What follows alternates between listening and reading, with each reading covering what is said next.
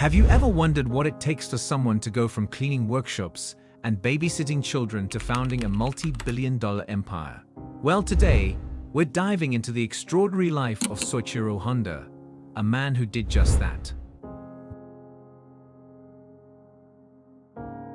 Born into poverty in a small village in the shadow of Mount Fuji in 1906, Soichiro's journey is nothing short of a gripping tale of determination, innovation, and resilience. Our story begins in 1906, in the heart of Tenryu, Shizuoka, a place where life was far from easy. Soichiro Honda's parents, Gei and his wife, were ordinary people living through tough economic times. They welcomed their first son, Soichiro, into a world where poverty was an all-too-familiar guest. Tragedy struck young Soichiro as he lost 5 of his siblings to health issues, leaving an indelible mark on his life. As a young boy, Soichiro was captivated by the rumbling sound of a Ford Model T that passed through his village. It was his first encounter with an automobile, and it left him in awe. The curiosity he felt that day would spark a lifelong passion for machines. Instead of pursuing a conventional education, Soichiro spent his childhood assisting his father with his bicycle repair business. His disinterest in school led to poor grades, but he ingeniously used rubber to forge his family's stamp on his report cards, avoiding his father's disappointment. However, when he was caught, his father's punishment was severe, kneeling on his knees without lunch for an entire day. But then, one day in 1922, at the age of 15, Soichiro's life took a significant turn. He stumbled upon an advertisement in a magazine for Art Shokai, a renowned automobile servicing company in Tokyo. He believed that this could be his chance to break free from his life of monotony in the village. So he wrote a letter to Art Shokai inquiring about a job opportunity, and much to his delight, received a positive response.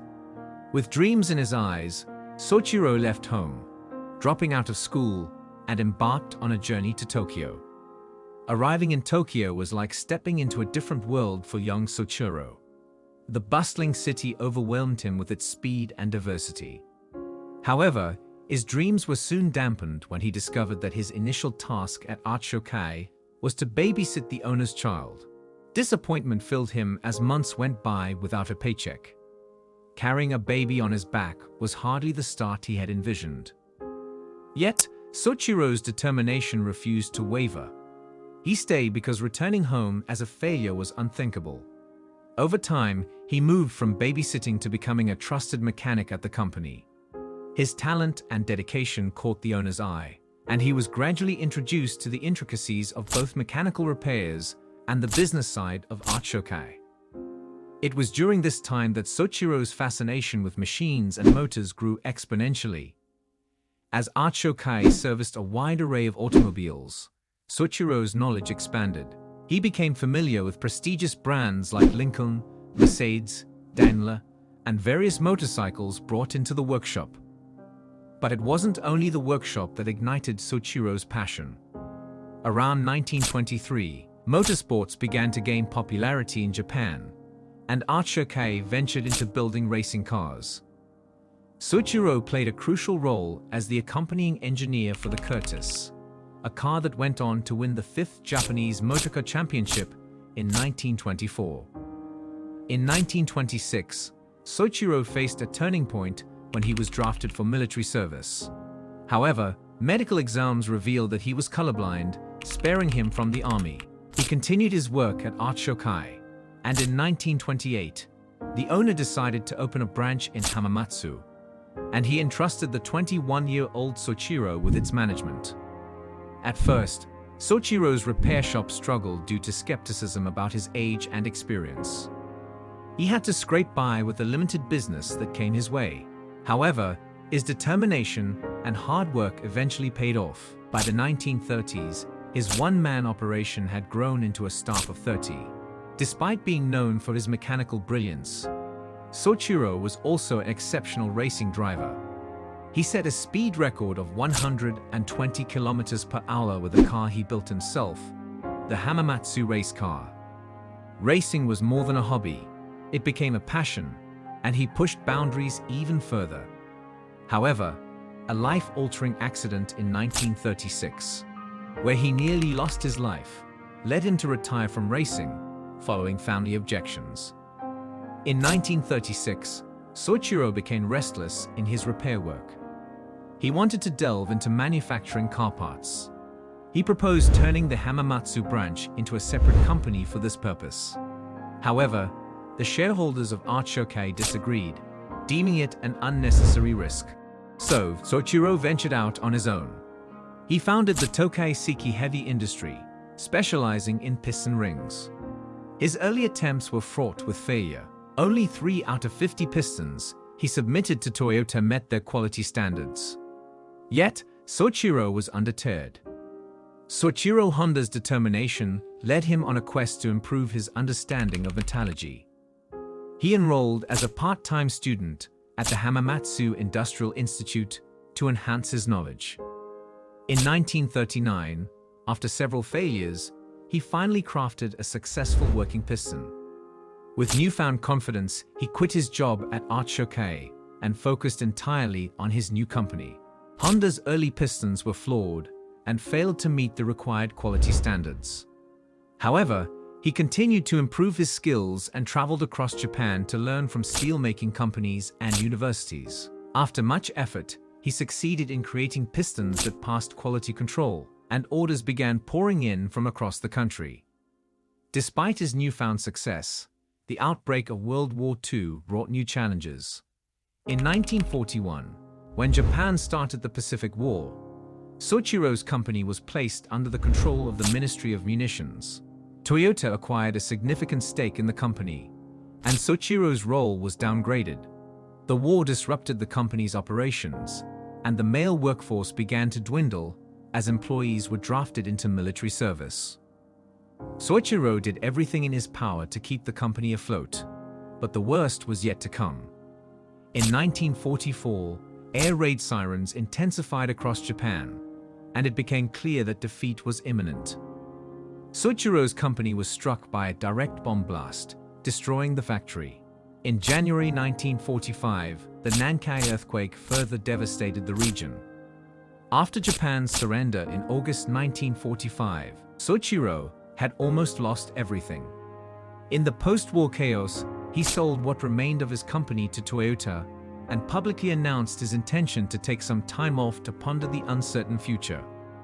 A year after the war, Japan faced an economic meltdown.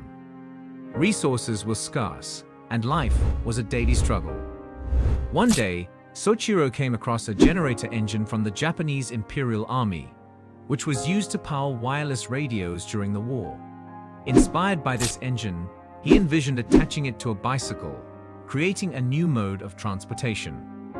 In 1946, Soichiro established the Honda Technical Research Institute, dedicated to exploring the possibilities of motorized bicycles. Along with a small team, he set out to bring his vision to life.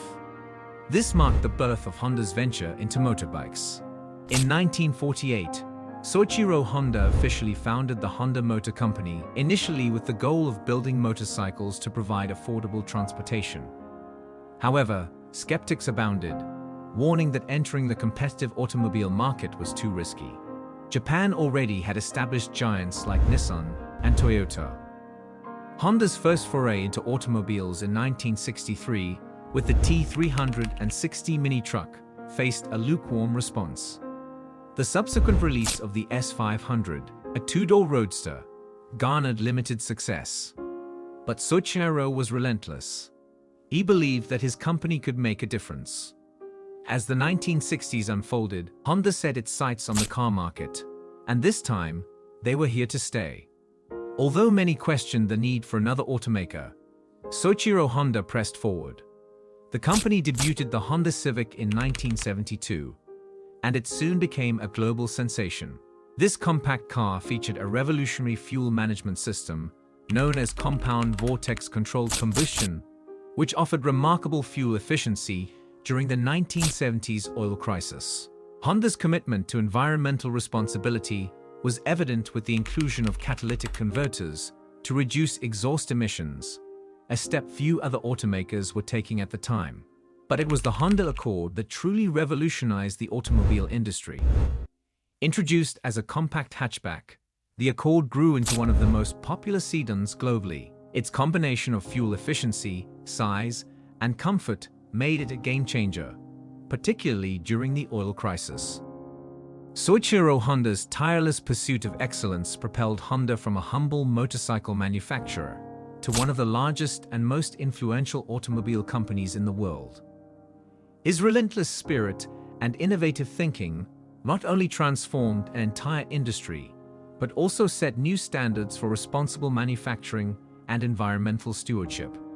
Today, the legacy of Soichiro Honda continues to thrive. The Honda Motor Company has expanded into various industries, from jets to robotics.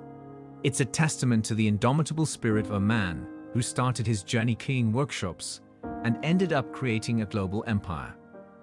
So, as you reflect on Soichiro Honda's incredible journey, remember that it all began with a young boy's curiosity, an unyielding determination to overcome adversity, and a dream that was boundless in its ambition.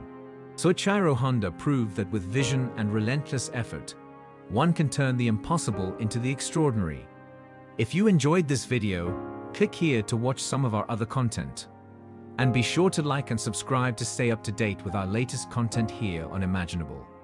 Until next time.